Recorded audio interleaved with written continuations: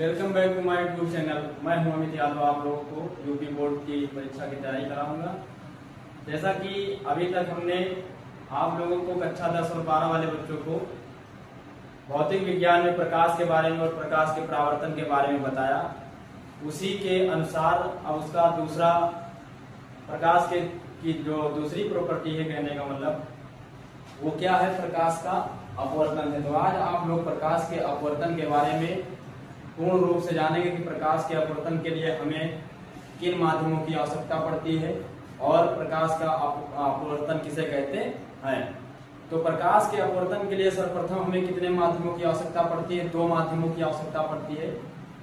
पहला माध्यम हमारा कौन सा होता है? पहला माध्यम सघन माध्यम होता है और दूसरा माध्यम विरल माध्यम। कहने का मतलब विरल माध्यम में सर्वप्रथम हमारी जो किरण होती है वो प्रवेश करती है।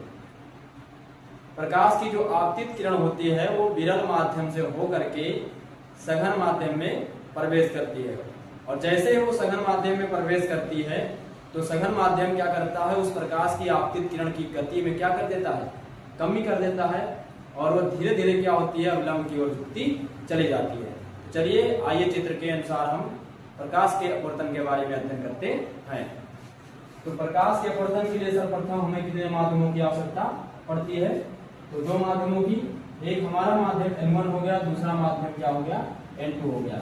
यहाँ पर क्या हो रही है, यहाँ पर गैसीय अणु, हमने कल बताया था कि जो विरल माध्यम होता है उसमें कौन से अणु होते हैं, गैसीय अणु होते हैं, और जो हमारा सघन माध्यम होता है उसमें कोई द्रव होगा या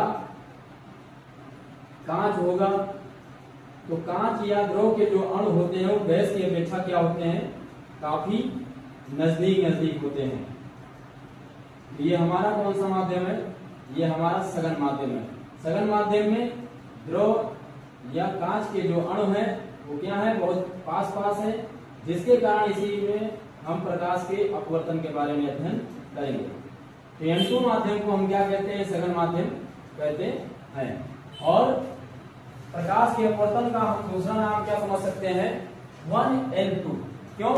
क्योंकि इसमें प्रकाश की किरण पहले माध्यम यानी विरल माध्यम से चल करके किसमें पहुंचती है, सघन माध्यम में पहुंचती है। तो ये हमारा क्या है, प्रकाशिक स्रोत क्या है, सूर्य है, सन।